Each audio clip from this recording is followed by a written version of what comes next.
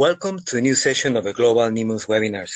After publishing in September 2015 its recommendation that oral pre-exposure prophylaxis should be offered as an additional prevention choice for people at substantial risk for HIV infection as part of combination HIV prevention approaches, the World Health Organization focused on the development of a series of modules to support the implementation of PrEP among a range of populations in different settings. The series is accessible through a link included in the invitation to this webinar series. So if you received it, you can check. There you can find it's a website with I think out of 11 modules, probably 8 are ready at the moment. To help in the dissemination of this useful tool, NEMUS is collaborating with WHO and the Pan American Health Organization in the presentation of 3 sessions in English and 3 analogous sessions in Spanish, where the content relevant for providers, for communities, and for programs will be presented. So the first session, with the focus on providers, is scheduled today in English and the day after tomorrow, on October 26th, in Spanish. This session will introduce the WHO implementation tool to health providers and will summarize the most relevant information for providers, that is physicians, nurses, counselors, pharmacy and laboratory personnel, psychologists, etc., involved in delivery of PrEP in the context of combination HIV prevention. Speakers today in the session in English will be Maevi de Mello, who works in PAHO, and Yanis Mameletsis, who works in WHO. The day after tomorrow, in Spanish, Giovanni Ravasi and Carmen Figueroa will present. Quickly, I will mention that our second session, with a focus on communities, will take place by the end of November, on November 29th in English and November 30th in Spanish. That session will introduce the implementation tool to the community and summarize the most relevant information for community leaders, community educators, peer providers, and potential PrEP users.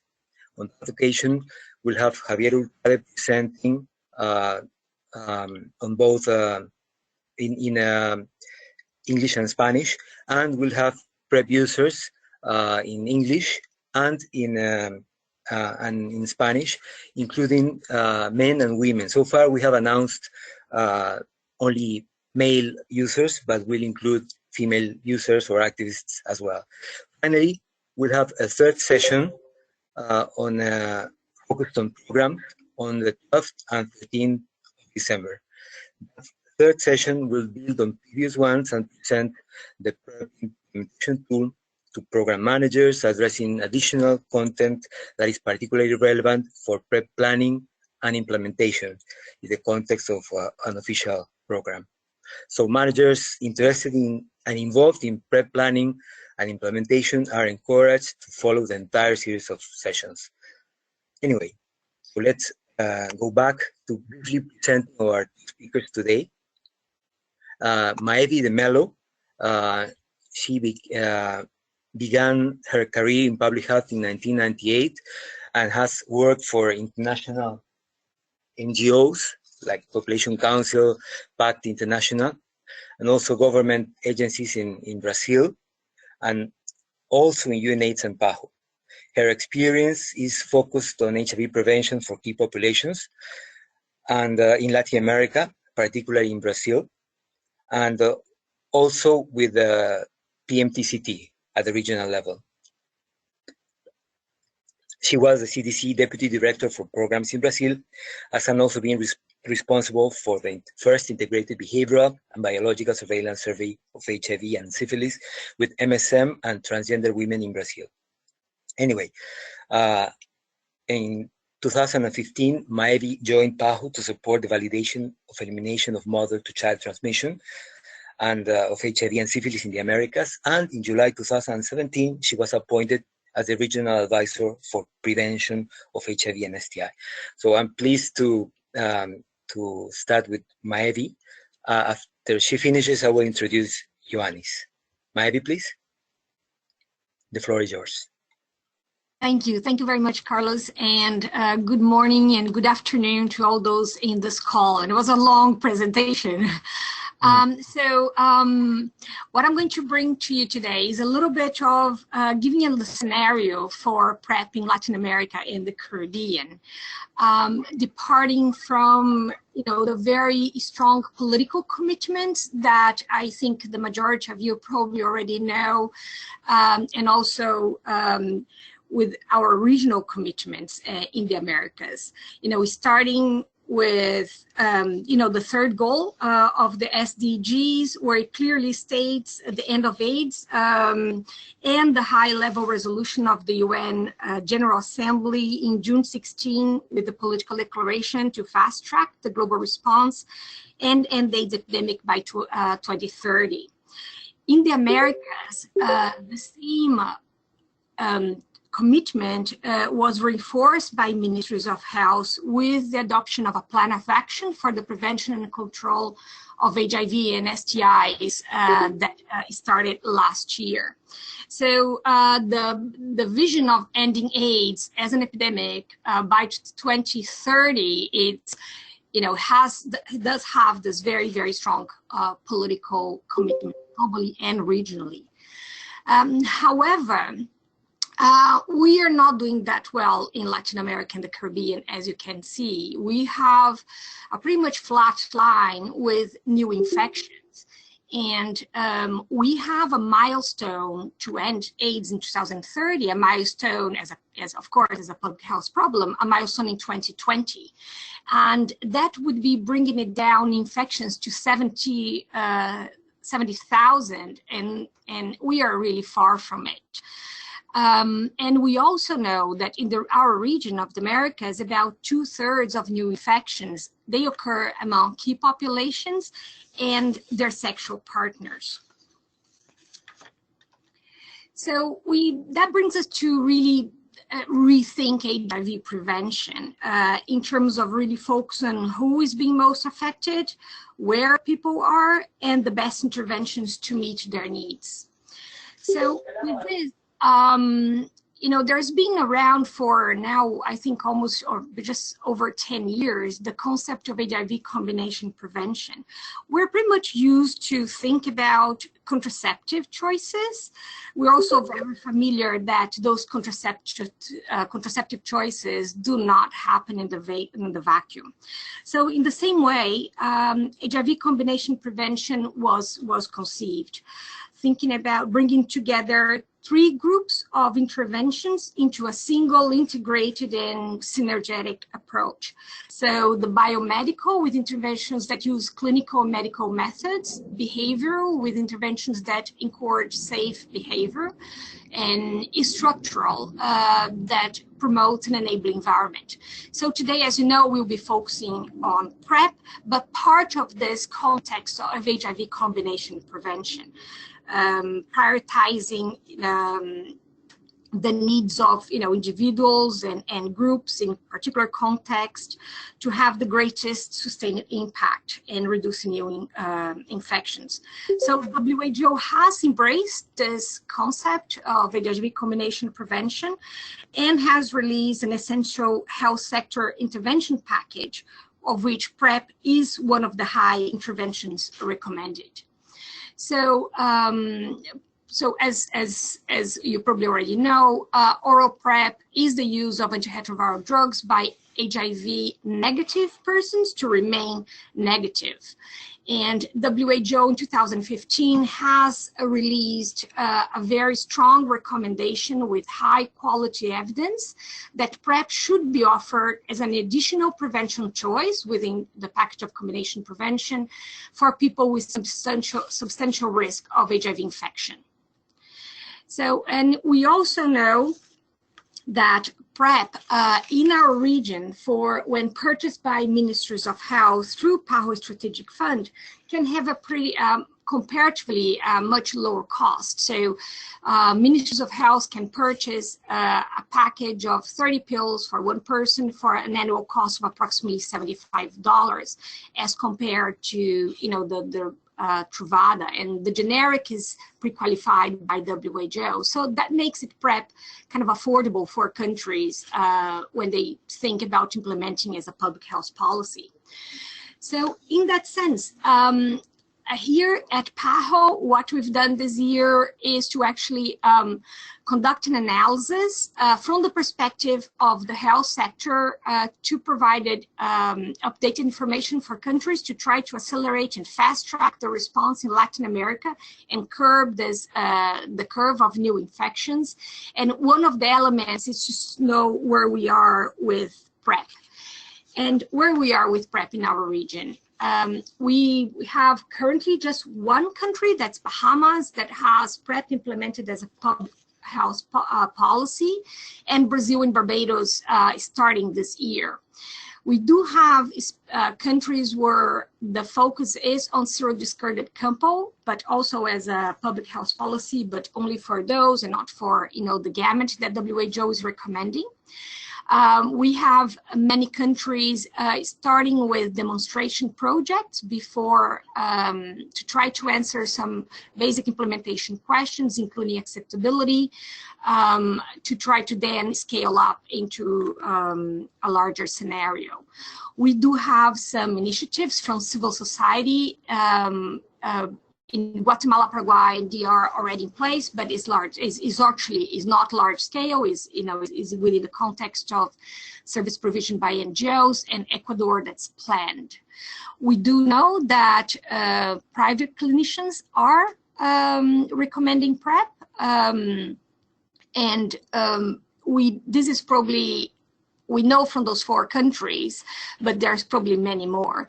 And we do know that we have PrEP in the wild, and what we mean by that is that people can access PrEP through internet or even through black market, but that we don't have, we don't know to which extent this is actually happening. So we are very pleased that WHO this time went well and beyond the usual guidelines and put together a wonderful toolkit for PrEP implementation and focusing on different audiences that really brings it down to the implementation level, the questions that we are always being asked countries. It's like, the how-tos. So in this sense, I'm going to give it back to Carlos so he can introduce our colleague that's being up front of this initiative at WHO, and we, absolutely passionate for the topic. So back to you, Carlos, to introduce Yanis Mameletis. Thank you. Thank you very much, Mairi, and I'm pleased to introduce Dr. Yanis Mameletis, who is an HIV molecular epidemiologist and biologist by training, based in Geneva, Switzerland, and who is currently consulting on PrEP at WHO headquarters. He's involved in supporting countries around the technical and programmatic issues around PrEP implementation. He has been extensively involved in the development of evidence-based recommendations for HIV and viral hepatitis at WHO. So Yanis, please, the floor is yours. Well, thank you very much, Carlos. Hopefully you can all hear me well. Apologies, I'm nursing a cold. And yes, I'm a consultant here working on PrEP at WHO headquarters. We are very passionate about the topic, our guidance, and this work that has gone into the PrEP implementation tool, which I now have the floor in order to discuss a little more about how this tool is relevant to those interested in providing PrEP to those at risk for HIV. So hopefully I will be providing a concise overview on the tool and speaking more to 3 modules, the clinical module, one for testing providers, and another one for pharmacists. And I will complete the presentation by speaking to some of the hot topics around PrEP implementation and what's really being debated right now on the ground by healthcare providers. So following the WHO recommendation in September of 2015, as my colleague outlined in her presentation, Partners and countries expressed the need for more practical advice on how to consider the introduction of PrEP and to actually start implementation. So we released that recommendation in 2015, as mentioned, and then we included it in the ARV Consolidated Guidelines, which were published in 2016. These guidelines, as most of you know, follow what is known as a grade process, where the evidence on PrEP was considered very systematically, and there was input by global experts and stakeholders. Tools have a different purpose, however. It's about taking the recommendations set by WHO and really providing additional suggestions in a much more user-friendly interface on how to implement PrEP. And on this slide, I just want to point you to that third bullet on different strokes for different folks. And so we tried to make sure that that the structure of the WHO PrEP implementation tool really spoke to the different stakeholders and parties that are seeking to implement PrEP. And we're also very cognizant that PrEP will materialize very differently according to setting and population. And I think on that final bullet on the slide, we also recognize that as we move from the RCTs into the implementation phase of PrEP, there's still much uncertainty, and we will learn as we implement. So again, this slide was also shown just earlier. The PrEP implementation tool is modular. There are 11 modules. We're still finalizing a few, and I'm going to speak to the clinical, the testing providers, and pharmacists. So this is just a snapshot of the cover of the clinical module. And the clinical module is really seeks to provide an overview on the relevant information for clinicians, which includes physicians, nurses, clinical officers, who are providing PrEP in a clinical setting or are interested in doing this at some point. One of the first questions that always comes to us is on who should be offered PrEP, and so we provide information on eligibility for PrEP up front in this module. We also have more information on which drugs can be used for PrEP, and we also provide some suggestions around what needs to be assessed before PrEP is taken and what needs to be closely examined when someone is taking PrEP. There's some other key elements in this module around offering PrEP, which I just want to highlight. We think that providers should have very clear counseling messages, especially on how well PrEP works, for those wanting to take PrEP or actually on it actively. Many will ask questions on what happens if you miss a dose or if you can take PrEP with alcohol, and so there's a bit of more messaging along these lines. I think where we have some gaps in clinical data for PrEP that is well outlined in the module, and it really pertains to these areas which are listed on this slide, including starting PrEP on the same day when someone comes in for a visit. There's still outstanding questions on the frequency of monitoring serum creatinine to assess kidney function. And there's a few other areas listed there as well. I think just to really also just highlight the special situations section is very much pertinent to PrEP use in women. So we really expand on information for clinical providers in the area of hormonal contraception and the use of oral PrEP in pregnancy and breastfeeding. I just want to mention that in addition to this clinical module, we have an additional technical update on the use of oral PrEP containing TDF for pregnancy and breastfeeding. And the WHO recommendation is permissive on the use of PrEP in these two populations.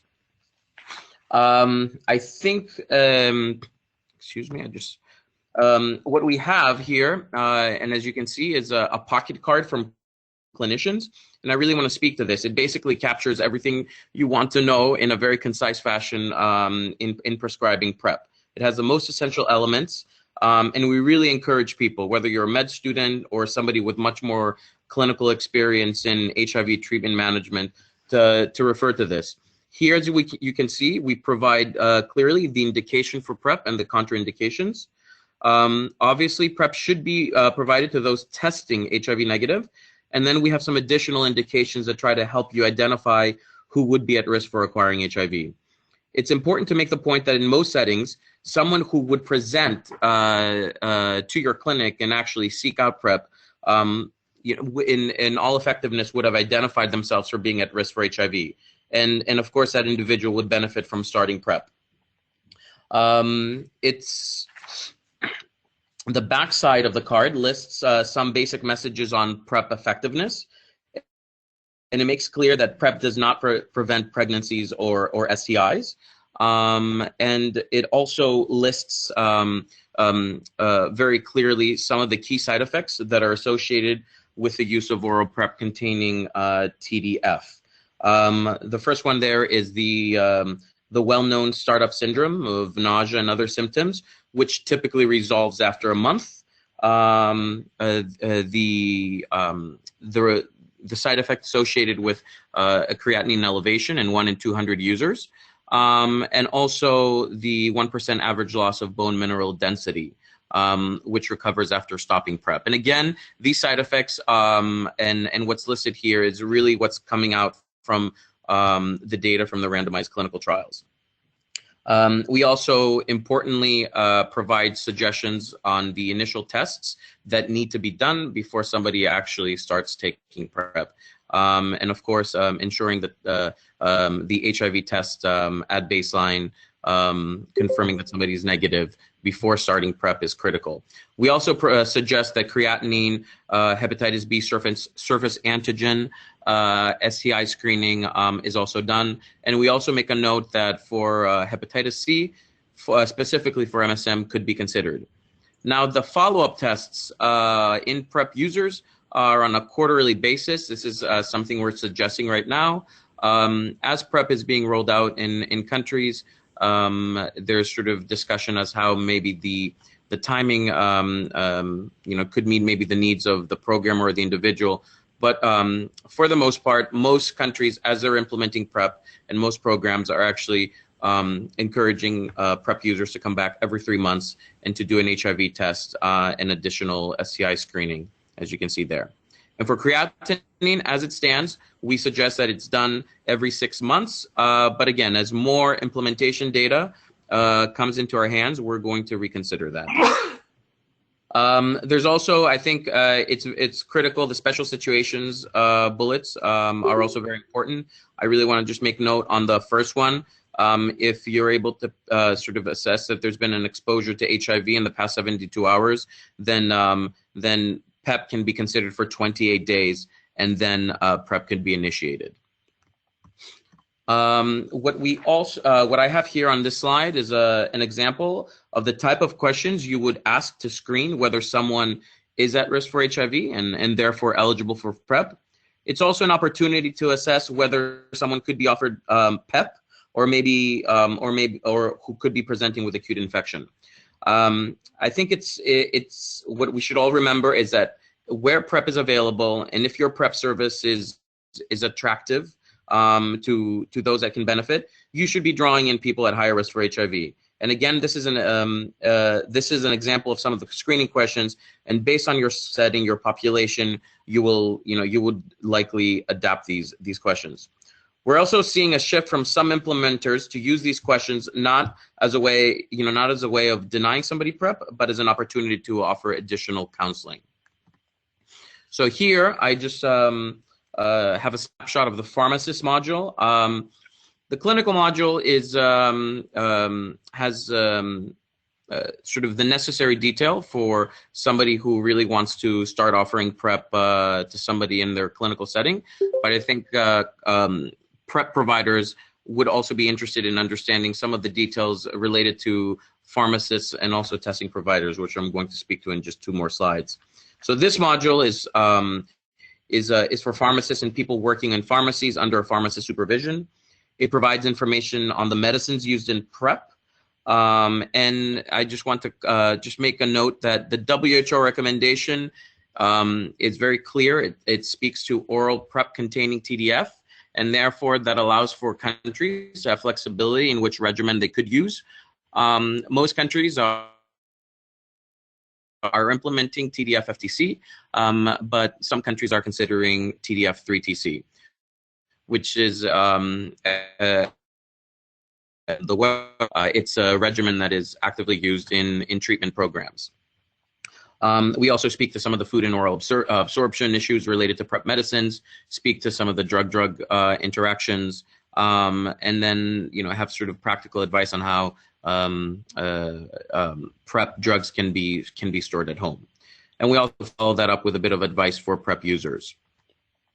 On the testing module, I always make the point that offering PrEP is not just about dispensing a pill, and therefore it's important to ensure that there are adequate tests related to some other things that need to be conducted at the clinical interface. So this module is for people who are responsible for providing those testing services at PrEP sites and associated laboratories. It goes in a little more detail and has more guidance in selecting the relevant testing services, including the appropriate screening of individuals before PrEP is started, and the monitoring that should be in place when taking PrEP. We also have some more information provided on creatinine, hepatitis B and C, pregnancy, and STIs.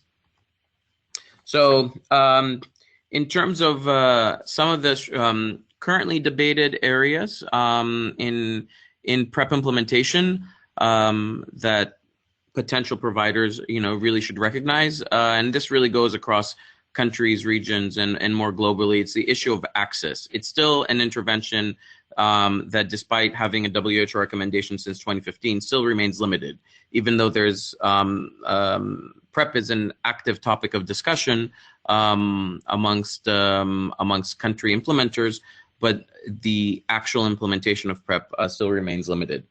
Cost is central to the discussion, as noted by my colleague. And what is recognized that as you implement PrEP, there will be an initial budget impact. But again, if implemented and offered to those at highest risk for HIV, your cost effectiveness of this intervention should kick in.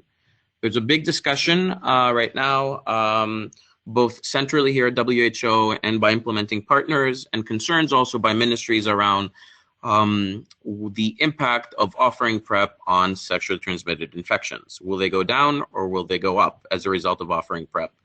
And so this obviously will differ according to context, population, but from the WHO perspective, we're keen in seeing countries move from syndromic management of STIs to actually screening for asymptomatic STIs.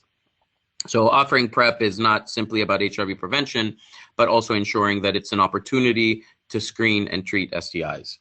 And I think, again, there's an outstanding area on how you can actually generate demand. And I think as the focus of this webinar is on providers, again, from the WHO perspective, we underscore the role that providers can have, and it's critical and can be catalytic in countries in order to see successful implementation of PrEP. And so I don't have a success story from the Latin American region, but what I provide in this slide is something that's been highlighted in the past few months. It's really looking at Australia and the real-life public health impact of combination prevention. Australia is a success story in terms of PrEP. They have an ambitious plan towards elimination of HIV out to 2020. So there's political will on that front. And that plan has clear targets on the reduction of new HIV cases. And as part of that plan, PrEP is an important intervention in combination prevention. Australia has a concentrated HIV epidemic in MSM, similar to many Latin American and Caribbean countries. And in this slide, you can see the blue line at the top, which represents the new HIV diagnoses reported for MSM in New South Wales. PrEP started being offered in March of 2016, over a year and a half ago, under an implementation project. Sydney, like other big cities in Australia, also had already established a solid infrastructure on HIV testing, linkages to care for those newly diagnosed already. But then in March of 2016, PrEP became accessible to MSM, even though we also recognize that there was PrEP in the wild happening in many of the larger cities in Australia. As you can see from the graph, by the end of 2016 and into 2017, there has been a decline, impressively in new HIV cases being diagnosed for MSM, and this is the target population for PrEP in that country. And so as sort of my final slide, and again underscoring what's been presented earlier, that PrEP is really part of combination prevention. And in terms of some of the key considerations that should be at the forefront is that PrEP is not for everybody, and it's not for life. People go in and out of periods of risk. Some people will recognize that risk much better than others, but for providers, it's important to sort of understand from the end user perspective, again, how people will want to come off PrEP, and again, how they would like to restart based on that risk period. Adherence is the critical predictor for PrEP being effective. This has been well documented in the randomized clinical trials, and we're seeing this again in open label extension studies. And so the adherence support mechanisms that need to be in place at the clinical level are critical.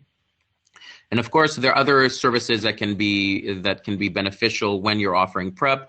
And I'm just going back to my previous comment in that PrEP is an opportunity to also address STIs, STI screening and STI management. And so that's sort of one of the many benefits of PrEP. And I also have here with me the coordinator of the HIV prevention team at WHO, Dr. Rachel Bagley, who always speaks to that to the issue where PrEP is implemented and can sort of be a service that allows for people who've never been tested for HIV to really present. And so what we're seeing from some implementation projects and programs from countries is that, again, as PrEP is being offered, the HIV testing numbers are increasing in parallel. And I think that is the completion of my presentation. I just want to acknowledge a few colleagues. First and foremost, Professor Robert Grant from UCSF in the U.S., who was really the architect of this idea and really supported us at WHO in developing this implementation tool. All the peer reviewers, some of whom are probably on this call, WHO colleagues, NEMUS, UNAIDS. Somebody I don't have on here, but I actually have just seen on the call is the Options Consortium, who we're partnering up as well in terms of our work here at WHO, and of course our donors. Thank you very much.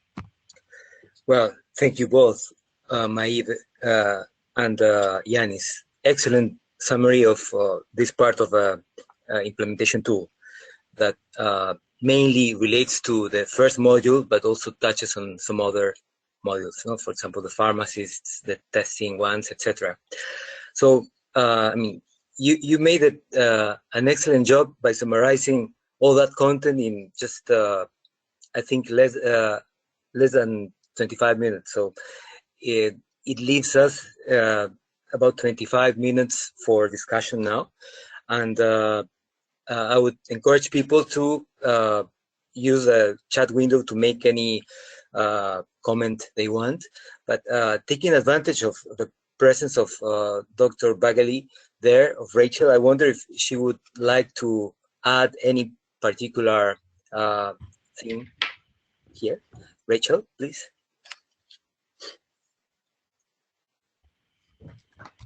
No, Carlos, no. Really, we're very happy to take questions, and thank you very much for this opportunity. We're very excited that PrEP services are really starting in a number of countries now, and although we've got this guidance, we always say this is guidance, it's not guidelines, because we are expecting to update this as we get more experience, and so we're really looking. What we suggest at the moment are suggestions, but as we get more information and more experience, we hope to add to this. So these are very much living documents.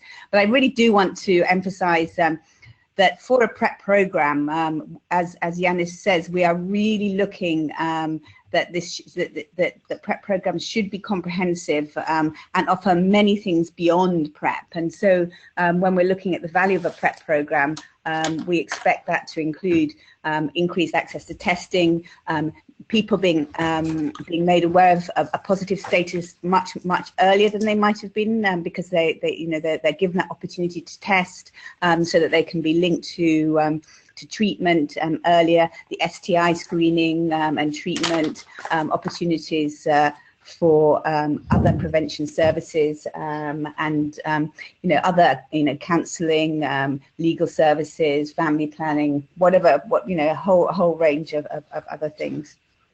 Mm-hmm. Okay, excellent, thanks. I'm getting some private comments or questions, so I will actually transmit them here. First of all, what do you think would be the main foreseeable difference between use of PrEP for men and women?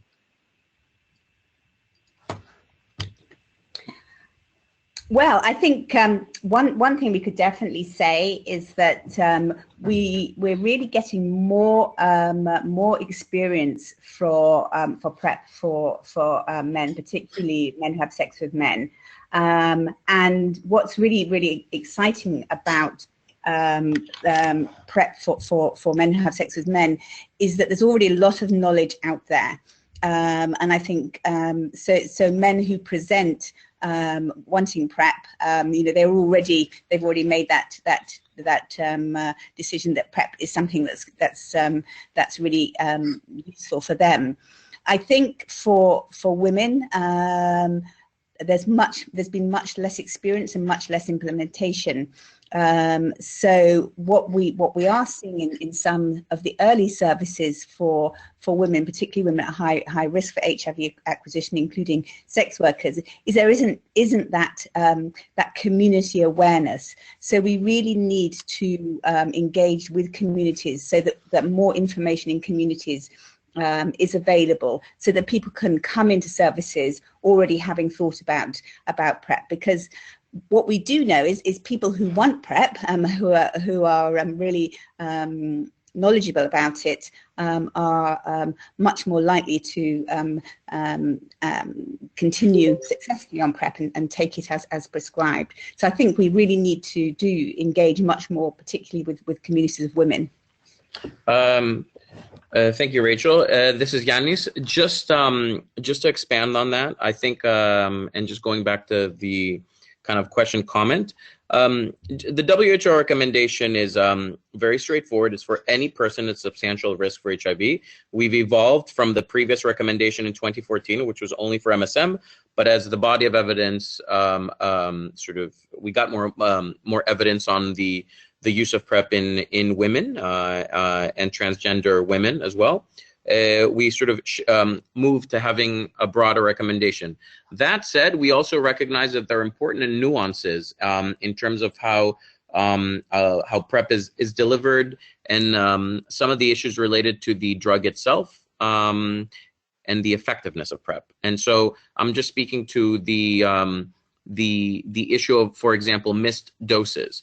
It's been well documented that missed doses in women may not be as forgiving as missed doses in MSM, and so that is based on the RCT data we have so far. And that's an important element, because not to say that you don't promote adherence in MSM as a provider, but one should recognize that there will be nuanced but important differences when also speaking about PrEP to a woman. So that's just an important point. I think also, just again, PrEP is an opportunity to really just engage women around other elements of their own health, and so in the area of contraception, I think it's something that is very relevant. And so one final point, even though we're discussing oral PrEP here and what we have available and what's being implemented, again, for those on the call, some may know, some may not, there are other products in the pipeline. There is a long-acting injectable that's being tested in clinical trials. And we also have a dapivirine vaginal ring 2 independent trials have reported efficacy, and so that is obviously an additional product potentially that can be used for women. So for now, what we have oral PrEP with containing TDF, but there are other products in the pipeline relevant to women and meeting women's needs. Great. I mean, excellent response from both of us. I think this issue related to women is relevant for a discussion of the intermittent PrEP issue as well, no? Because you know that at least in Europe, both the daily regime and the intermittent regime have been approved, mainly perhaps because the epidemic in Western Europe is mainly on MSM and trans women, and probably the situation is different if we're talking about the global recommendation. And so maybe you could mention a bit of what the situation is now, and if you foresee any potential change in the near future. So Carlos, one thing, at the moment WHO recommends oral daily PrEP. We do recognize that from the work of Jean-Michel Molino and Ipagay, that what we prefer the term event-driven rather than intermittent PrEP. So taking PrEP before and after sex is effective for MSM. There are some questions around how feasible it is for people to take it, and certainly some results from the ADAPT study suggested that people find it much easier to take it on a daily basis rather than timing it around an event. But certainly we have no experience with this for women or for heterosexual men. So and as Yanis said, because the PK data suggests that and the experience in the trials that more adherence is needed for women, it's unlikely that it's going to be effective for women in this way. However, what we are quite excited about is short-term PrEP for people in their seasons of risk, and certainly there are some women who have periods where they might want to use it really just for a relatively short period of time. For example, a project that we were involved in Mozambique, where women whose husbands worked away from home came back for periods of time, and this is often a time when they might want to think about trying to conceive for a baby. So using PrEP during that short period, that month or so, whilst their partners were returning. So we think that is something that's that has great potential for women in those circumstances. But I think at the moment, we're certainly very, very cautious about recommending anything other than oral daily PrEP for women. Mm-hmm. Do you want to add? No, of course. I just, again, underscoring what Rachel said. Again, something that for the audience, WHO recommendations, and even though WHO recommendations are public health recommendations, and they take the public health approach, which means as our focus are low middle income countries, we're just cognizant in ensuring that, you know, to what extent is possible based on the evidence, that we make very simple and easily implementable recommendations. Of course, again, goes back to my point, there are nuances when you're dealing with an individual in front of you. And of course, there are some gender specific areas that need to be addressed.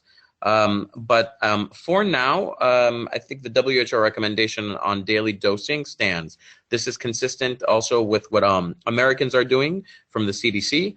The European AIDS Clinical Society guidelines differ. They offer both daily dosing. They recommend both daily dosing and event-driven for MSM.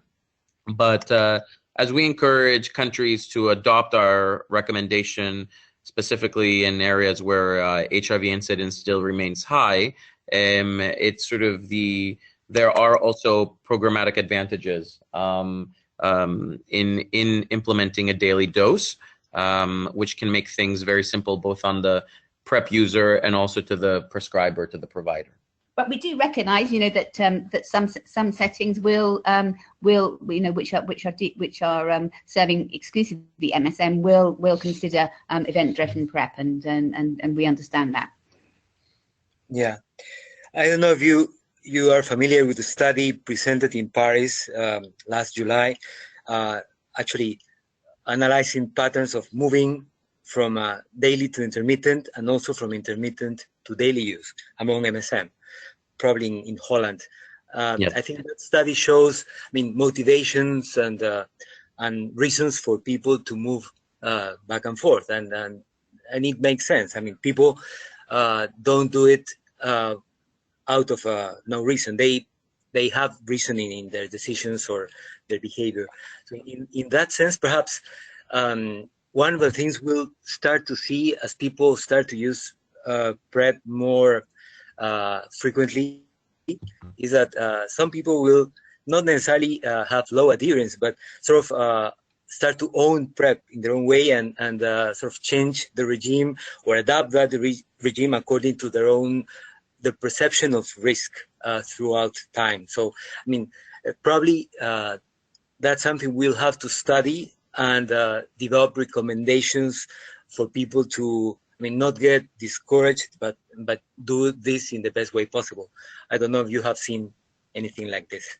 No, absolutely, and I think that's what's really very exciting, particularly amongst the programs with Men Have Sex With Men. That I think because knowledge is there and understanding of PrEP, a more individualized way of taking it to suit their needs is something that men are considering. So certainly, and as I said, we're learning as we're doing, and we will update things as we have more information and be able to give more nuanced guidance.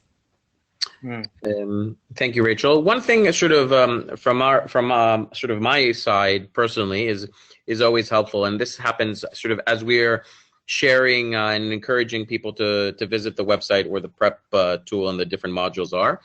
People are critiquing. This obviously went to a peer review. It was released, but there are actually implementers and clinicians that are giving us very nice feedback on some things that are clear and some other things that can be confusing in terms of how they're worded.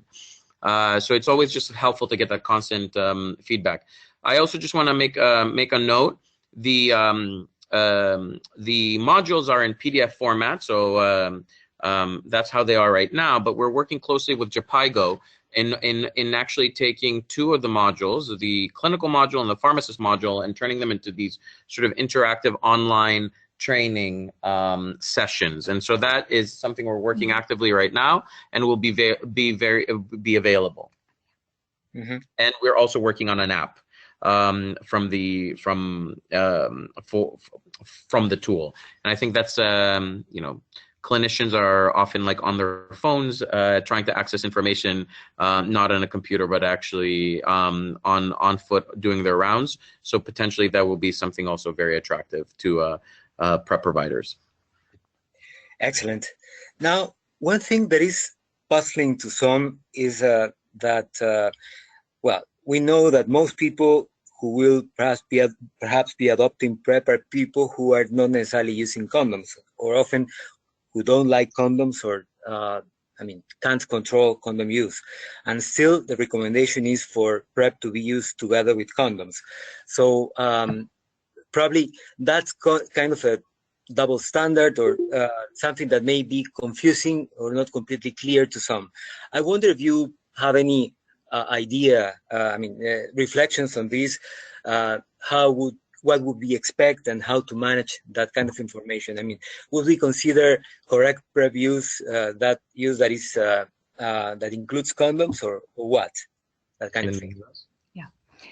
Well, we have to be realistic, Carlos, and obviously, as you say, some people find condoms difficult. They can't always insist on condom use. They don't like condoms for whatever reason. Condom break. Although using condoms is great, and we really want to continue to encourage condoms, and certainly we know a lot of people who come in for PrEP services will actually not choose to use PrEP. They'll choose to continue using condoms, and that's great. So we have to, we have to be realistic, and from a public health perspective, we'd love everyone to use condoms all the time, because that would prevent STIs. It would help with unplanned pregnancies. It has many benefits, but if people for whatever reason don't use them consistently, or are unable to use them, then PrEP is a great alternative. Yes, Carlos, can you hear us? Yeah. Yes, I mean, just further to that, I think it's just, again, we frame, even though the recommendations by WHO take the public health approach, we also really speak to individual choice and options for people, and often for public health authorities, it's easier to just make blanket statements on just you need to do this, rather than enabling individuals, again, in the context of what we're trying to do, which is reduce HIV incidence, by offering them prevention choices. And then sort of allowing for people to make that decision for themselves. So I think New York has sort of a good marketing, their city health department on really promoting condoms, but also really promoting PrEP. And I mean, we also need to be conscious that people, while taking PrEP for a period of 3 months, they're using it in order to prevent themselves from getting HIV, of course, and may not use condoms at all during that period, or maybe because they don't want to catch gonorrhea, they will actually also be using condoms at some point during that 3-month period. So I think condoms obviously have like a critical role to HIV prevention, to STI prevention, but we're also very realistic and cognizant of the fact that we've had that flat line globally in terms of not being able to get the curve down as far as HIV incidence. You were able to show that in the first presentation, what's happening in your region. There's basically a plateau. And so we need new interventions, and PrEP is just is an additional element. It may not be the magic bullet, but it certainly can be a catalyst. And again, reinvigorating the whole HIV prevention field, which I think has been done over the past 2-3 years. And that's that's kind of my reflection on condoms and PrEP. So one should not undermine the other. If an individual decides to actually enter a period of HIV risk, as we call it, because they're not using condoms consistently or at all, and they want to protect themselves from HIV by getting PrEP, well, that's an important step. Yeah. So actually, I think that the main point I would make is how the issue of condoms is presented. So should we be honest and tell people, well, I mean, it's recommendable that you use condoms as well, mainly to prevent STIs, or we would just say you have to use condoms as well. I mean, there's a difference there. So what would be your take on that? I think really we've got to do this on an individual basis, and I think we recognise the reason why HIV acquisition still continues at a high rate amongst populations is because condoms aren't being used. So we want to do everything to make sure that people who find it difficult to use condoms can be protected by PrEP. So we don't want to, put people off by giving them the impression that PrEP needs to be used with condoms, but I think we've got to be very sensitive to the people who want to use PrEP and see how that fits in with their lives. And adding to what Rachel said, I mean, some people do actually prefer to use both because they don't trust that condom may not break, and that PrEP is going to give that background tranquility that they need to really enjoy sex. So you also have, other approaches. Particularly, I think, when you're talking about serious discordant couples, when the HIV positive partner is not still virus suppressed. This is Christine. Oh, this is Christine Taurus, and I was just going to say that I think the success with PrEP demand creation is if someone comes in and you actually can have a conversation about all HIV prevention options and tailor it.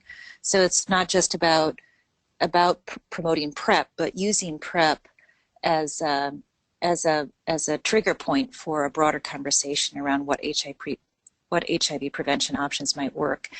The other thing is it depends on the country where PrEP is being rolled out and what at public health or public sector rollout what will be required. And certainly in many of the sub-Saharan Africa countries in which we work, the national governments are going to require that all messaging around PrEP also be accompanied with messaging for condom use. I mean, I think there are some exceptions. I mean, certainly for women who want to conceive and their partners either aren't virally suppressed or haven't been tested, or they're not, you know, that they're not able to discuss HIV with their partners. Inevitably, PrEP is going to be used without condoms, and you know that gives women a great reassurance that they can conceive without fear of HIV acquisition. Mm-hmm. Okay. Yeah, thank you. Excellent. We are coming to the end of our time, but there's another question concerning STIs, STI testing, as you have suggested for the 3-month, the quarterly testing session for HIV.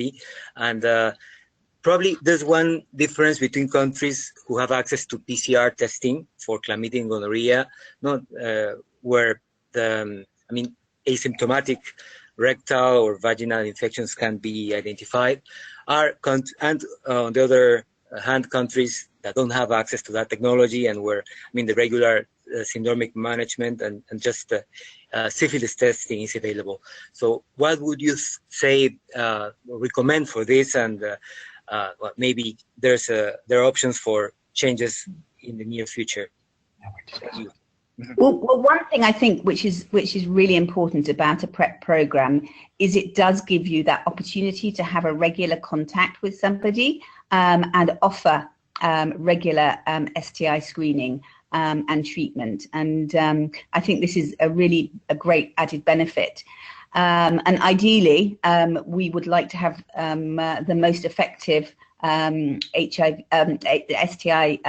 screening tools available. So that is something in parallel that we would really want to support countries to think more boldly about the ways that they can diagnose STIs. Obviously, there are cost implications, and we recognise that. But I think this is something that we're working with our STI colleagues here in WHO, who have very, very good recommendations on the most effective way of diagnosing and treating STIs. Mm-hmm. Okay. This is Yanis. Just to follow up Rachel's comment on that, I think when when you're sitting hearing at headquarters, it's easier said than done to just say, well, it's just not, syndromic management is what's happening in countries, and kind of like put a full stop to that and say, well, your statement that we should raise the bar on screening for STIs by using molecular testing approaches is it's aspirational, and it's really not realistic. But when having conversations with actual PrEP providers and people, even from low middle income countries, I also get a sense from clinicians that we're not doing justice to the communities and individuals that we're here to serve. And so I think how comfortable are we with not diagnosing asymptomatic STIs is really an important discussion for our public health community. But again, from the WHO side, the HIV department, along with our STI team here at headquarters, is really actively looking at how we can ensure that the sexual health package and HIV prevention package really fuses. And so in offering PrEP, we're able to really tailor and offer better STI screening and management to these individuals. Mhm. Well, excellent. Okay, I think this has been an excellent session. We've covered, I mean, the basics of the modules we had to address today, focused on providers, and we have answered, I think, or discussed some of the main topics that emerge in training sessions related to PrEP, I think. So this session has been recorded, and it will be circulated, it will be uploaded and for people to have access to it. So our session in Spanish is going to be the day after tomorrow, on Thursday, and we'll have Giovanni Rabasi from PAHO and Carmen Figueroa from WHO presenting. Then we'll have our second session in both English and Spanish by the end of November, on the 29th and 30th of November. So you will get new announcements for that soon. Anyway, now I would just like to thank both Maevi and Yanni, and also Rachel, for their participation today. I think it's been extremely useful, and we'll keep in touch. We hope more and more people will become familiar with the tool, which is a great step towards implementation of PrEP. Thank you very much, Ben, and thank you all participants, all people who attended the session as well. Thank you very much. Thank you. Okay, thank you all. We'll see each other soon. Bye.